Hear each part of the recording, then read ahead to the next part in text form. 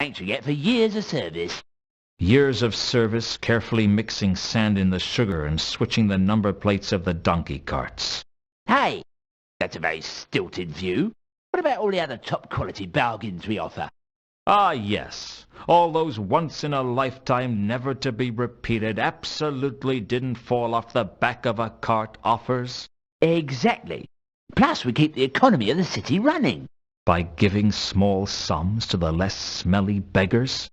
Annually, yes. You were telling me about guild policy. Ah, yes.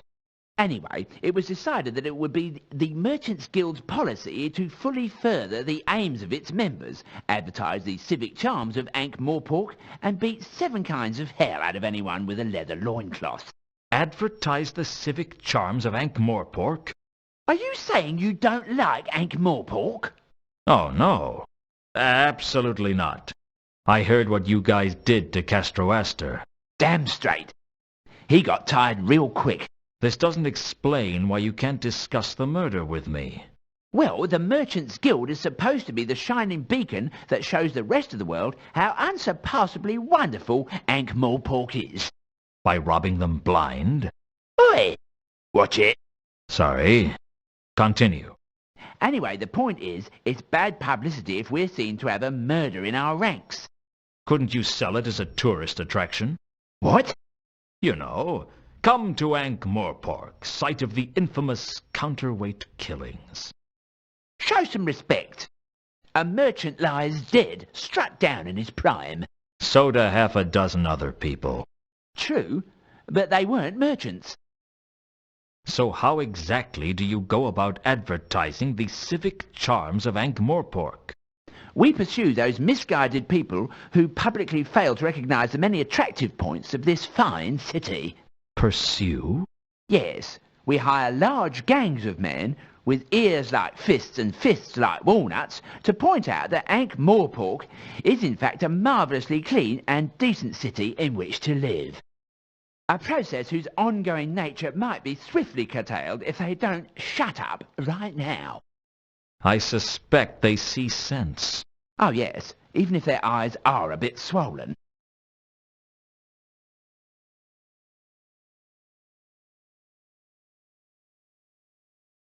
About this merchant that was killed. Sorry, I'm not allowed to discuss the incident with outsiders. A guild policy. It wouldn't hurt to tell me the broad details, would it? It would hurt a lot. They'd throw me off the roof. No one's going to know. I'd know about hitting the ground. Is it really that important to you?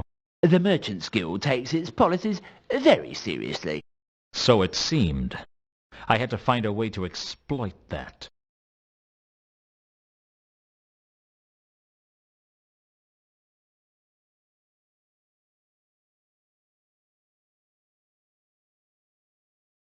I hear up at the Unseen University they talk about dead men's pointy boots. Yes, I've heard of that.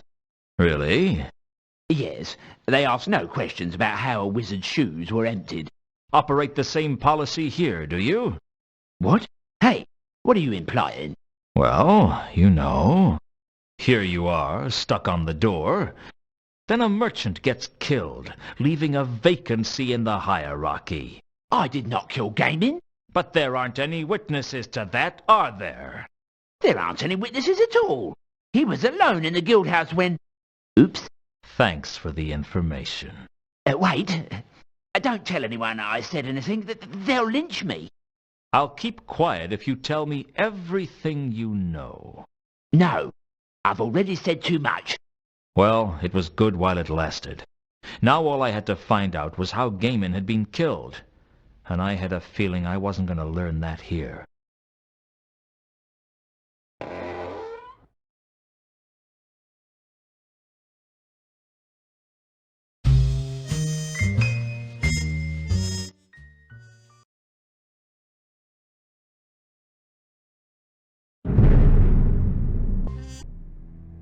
Who would Sir like to see this time?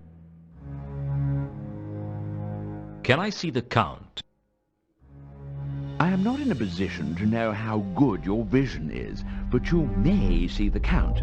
which I believe is what Sir actually meant in Sir's untutored way.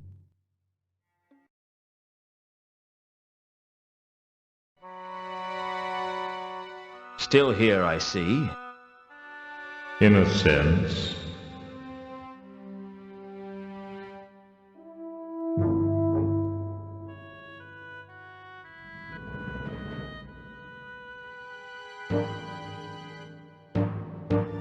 According to the gatekeeper at the Merchants Guild, nobody witnessed Gaiman's stabbing. Gaiman wasn't stabbed. Really? How did he die? He was strangled. Ha! Thanks. Blast. I didn't see that one coming.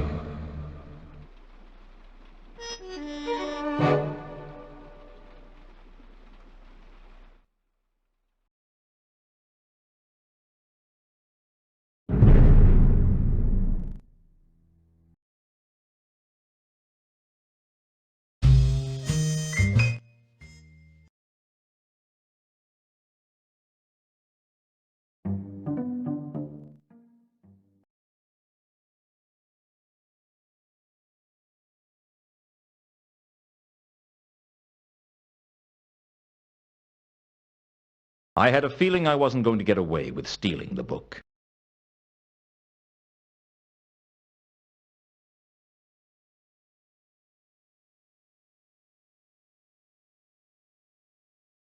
The pendant's design matched the one in the book for the seal of the temple of Anu at Al-Kali. The temple was famed for its intricate door mechanism, and the book described how to manipulate the seal to open the temple doors. I used the same method on the pendant, and it opened with a faint click. Inside was a small piece of paper with names on it. One name leapt out at me, intricate Therma, and the book described how to manipulate the seal to open the temple. I decided to keep the list to myself.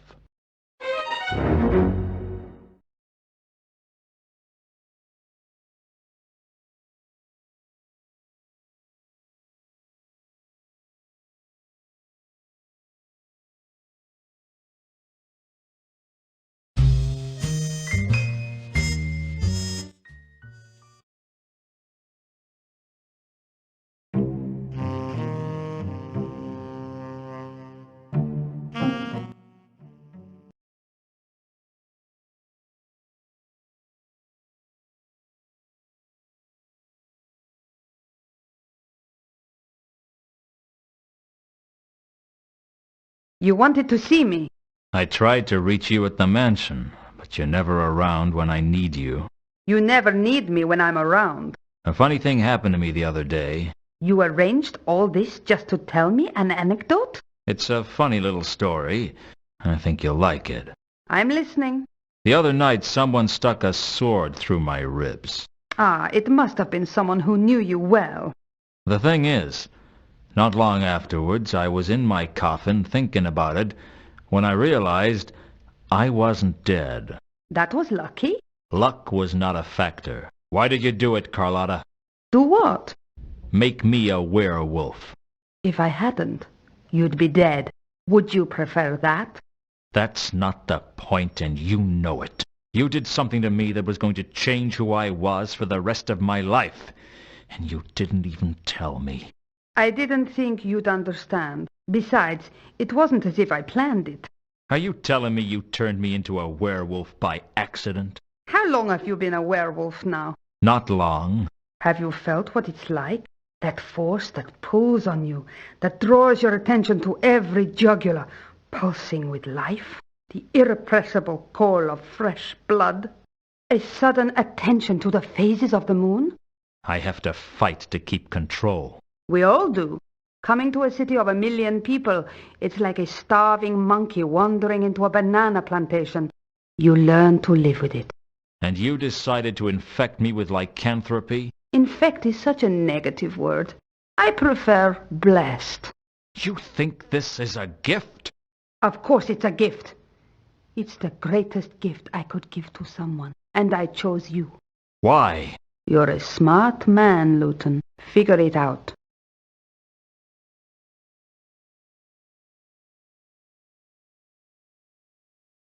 So level with me. What do you really know about the counterweight killings? Nothing, I swear. I swear all the time, but that doesn't mean you can trust me. Do you know anything about the murder of one of the patrician's clerks? No, I don't. Can you tell me anything about Matham's murder? No. What do you know about Gaiman's murder? Sorry, Lewton. I'm not an expert on murders, despite what you may think.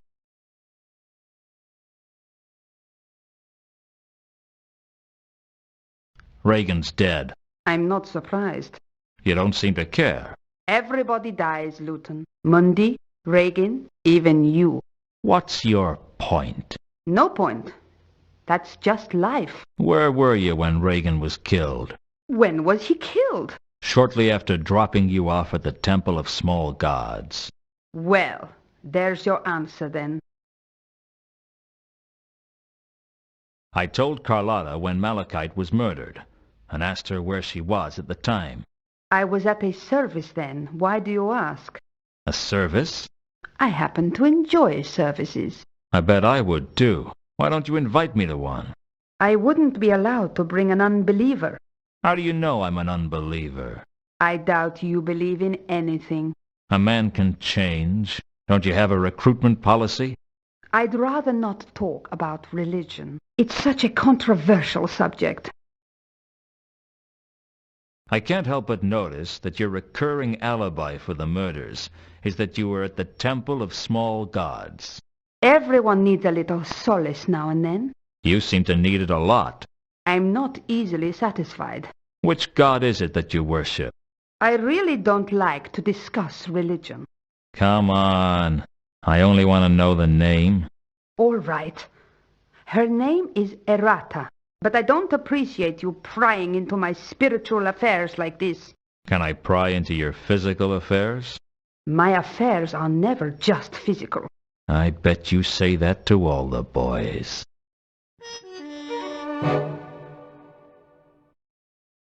Where can I find you? I'll be around. That's not very helpful. What can I say? I go where I want to, with anybody I want. I just happen to be that kind of girl. This isn't over, Carlotta. I hope not. We don't have to be enemies, Lewton. We'll never be friends. Let's not fight, Lewton. We can work together, recover the sword together. I don't know who you are anymore. I'm the same girl I ever was, Lewton. It's you that's changed. You're telling me. You know, Lewton, you don't have to work with me. You don't have to say anything, and you don't have to do anything. Not a thing. Oh, maybe just howl. You know how to howl, don't you, Lewton? You just pull your jaws apart and blow.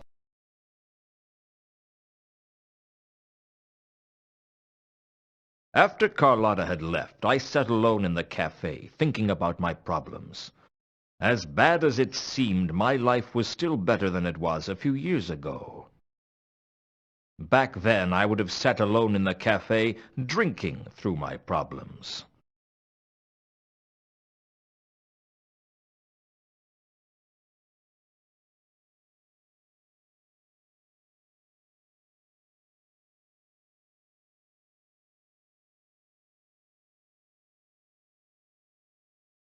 Some ale, Mr. Lewton.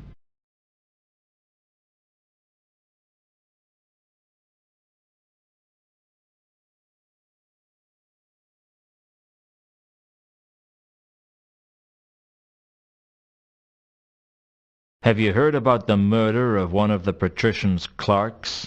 Sure thing. I was interviewed by the Watch about it. You? Why? He was the clerk in charge of the palace stores. He was the one who bought the wine for the palace. Really? So do you know anything about the murder? No, sorry. But there should be someone here from the palace any moment now to collect the next shipment. You could ask them.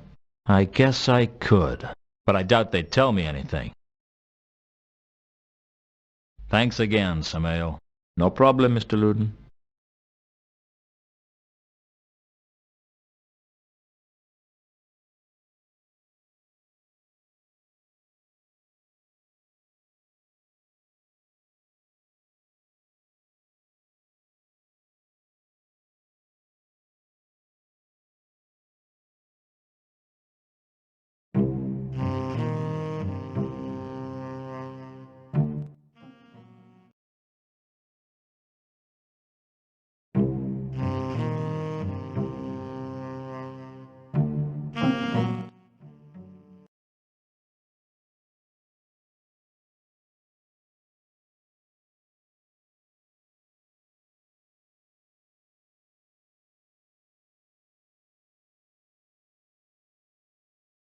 There was a lingering smell of purple in the corner.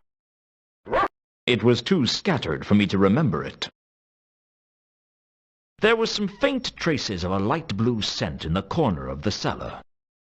The scent was very weak, and I didn't think I would be able to remember it very well.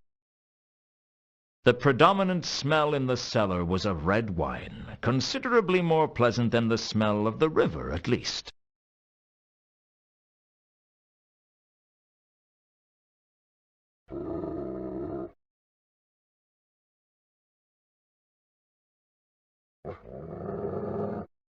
The distinctive bouquet of Ephebian red wine, laden with the subtle fragrance of cabbages and carrots. Definitely red wine. I wasn't sure of the vintage, though. The red wine here had exactly the same scent as the barrels outside the patrician's palace.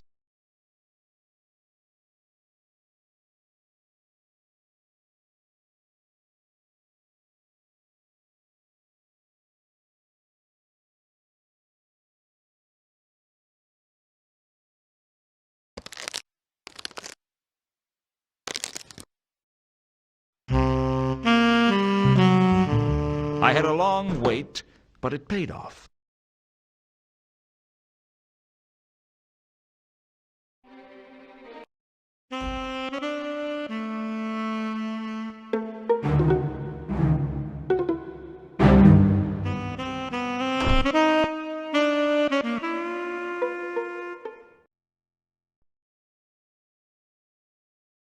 The wine barrels had allowed me to break into the palace. It didn't speak too highly of the palace's security, but I wasn't complaining. The storeroom was filled with boxes of food and supplies. I guess even the patrician had to eat every now and then.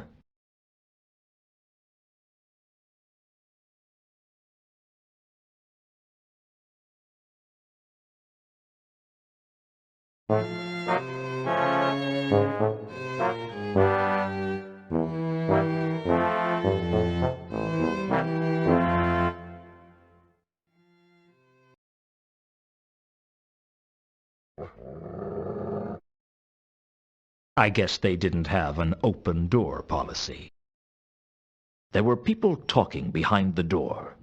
Oh, it's a terrible state. I don't know how he puts up with it. Oh, I know, dear, I know. Just because they're prisoners don't mean they shouldn't keep their rooms clean. It's shocking. Absolutely shocking. And those ones that are chained up, they're the worst. They think 'cause they get special treatment they don't have to tidy up. Nobody thinks of us.